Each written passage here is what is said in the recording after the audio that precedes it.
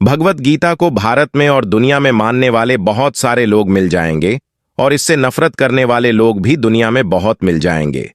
मानने वाले और जानने वालों में जमीन आसमान का फर्क होता है। भारत में बहुत सारे लोग आपको दिख जाएंगे जिनके घर में भगवत गीता आपको मिल जाएगी, और कई लोग ऐसे भी मिल जाएंगे जिनको गीता मुख पाठ है। लेकिन गीता पूजने की और पाठ करने की चीज बिल्कुल भी नहीं, गीता समझने और जीवन में उपयोग करने की चीज है। वैसे गीता समझना इतना आसान भी नहीं है और इसे समझाने वाले भी बहुत बार गीता को समझ ही नहीं पाए होते हैं। वैसे आज की वीडियो में हम गीता समझने की कोशिश बिल्कुल भी नहीं करेंगे, लेकिन गीता का जो सार है उस मंत्र को समझने की कोशिश करेंगे। उस मंत्र को बिना जाने ही अपने जीवन में बहुत सारे सफल लोग उसका उपयोग कर चुके हैं। दुनिया का हर सफल इंसान अगर हम देखेंगे तो उनके जीवन में भी इनडायरेक्टली इस मंत्र या फिर नियम का उपयोग वो कर चुके हैं, और वो मंत्र है कर्म करो लेकिन फल की चिंता मत करो। ये मंत्र नहीं, ये गीता का सार माना जाता है। इस मंत्र को समझना काफी मुश्किल काम है, फिर भी मैं आपको समझाने की कोशिश करके देखता हूं।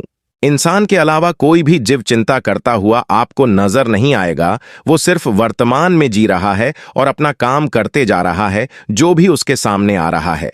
इसीलिए उनका उनके कर्म पर मतलब काम पर पूरा फोकस होता है। उनको फल की चिंता नहीं सताती। इसीलिए उनके चेहरे में अलग सा आकर्षण इंसान को नजर आता है। इसीलिए जानवरों को देखने के लिए लोग जंगलों का सफर करते हैं। वैसे देखा जाए तो जानवरों को इंसानों के प्रति ऐसा आकर्षण बिल्कुल भी नहीं होता। इंसानों को देखने के लिए जंगल से कोई जानवर नहीं आते। अब बात करते हैं सफल लोगों की। अब सफलता के भी अपने अपने नियम हैं। जिन्हें हम सफल मान रहे हैं वो सफल ही है, ये जरूरी नहीं। अगर आप सिर्फ पैसों को सफलता मानते हैं तो वो गलत है। पैसा सफलता का एक हिस्सा जरूर है। ऐसे ही फेमस होना भी है। हर फेमस इंसान सफल नहीं होता, उनकी अलग ही परेशानी होती है। अब सफल किसे मानेंगे? तो सफलता इन तीनों को मिलाकर जो अपने जीवन में सुखी और आनंद में है, हम उनको ही सफल मानेंगे। अब ऐसे लोग बहुत ही कम नजर आएंगे। फिर भी लाइव में देखा जाए तो रोनाल्डो जैसे लोग काफी सफल माने जाते हैं। रोनाल्डो ने कभी सोचा भी नहीं होगा कि उनको एक दिन इतनी सफलता मिलेगी। वैसे ही मशहूर डांसर माइकल जैक्सन की भी बात है, या फिर ब्रूस ली, या फिर सचिन तेंदुलकर, या फिर लता मंगेशकर, मोहम्मद रफी। ऐसे बहुत सारे सफल लोग मिल जाएंगे। इनका जीवन गौर से देखेंगे तो इन्होंने सिर्फ अपने कर्म पर फोकस किया था और उनके काम में उनको मजा आता था।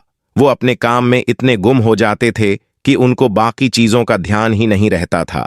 जैसे कि दुनिया के सबसे बड़े वैज्ञानिक थॉमस एडिसन और आइंस्टाइन की भी बात करें तो उन्होंने सिर्फ अपने कर्म पर फोकस किया था। वो जो काम करते थे उनमें ही खो जाते थे। बहुत बार तो उनको उनके घर का पता भी याद दिलाना पड़ता था। वो इतने अपने काम में डूब जाते थे। उन्होंने रिजल्ट की चिंता नहीं की, क्योंकि रिजल्ट मतलब फल की चिंता हमें हमारा 100% काम करने में बाधा देती है। हमें हमारा 100% फोकस काम पर ही देना होता है। उससे जो रिजल्ट आता है वो हमारी सोच से कहीं गुना बड़ा निकलता है। लेकिन अगर हमने फल के बारे में सोचना जारी रखा तो हम हमारी एनर्जी 100% अपने काम पर नहीं लगा पाते। उसके कारण हमें जो रिजल्ट मिलता है वो हमारी सोच तक ही ले जा सकता है, या फिर उससे भी थोड़ा पीछे ही रखता है।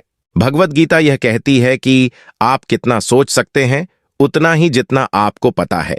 लेकिन यह कुदरत या ईश्वर जो पूरे चांद तारे चला रहा है, पूरी पृथ्वी चला रहा है, हमारी सांसें चला रहा है, वो हमारी सोच से भी ज्यादा हमें दे सकता है।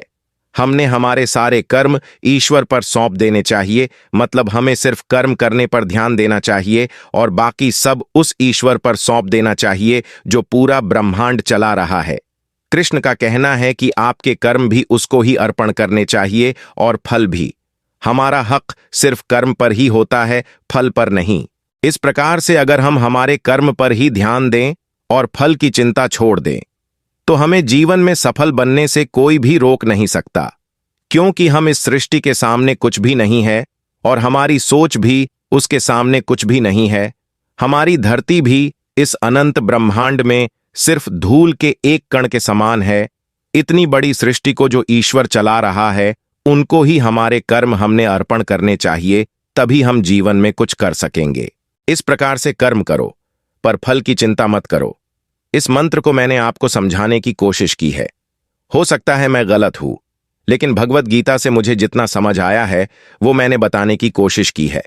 हो सकता है आपकी अलग राय हो, आपकी कोई राय हो तो प्लीज कमेंट में जरूर बताइए। हम हमारी मान्यता में सुधार करने की कोशिश जरूर करेंगे।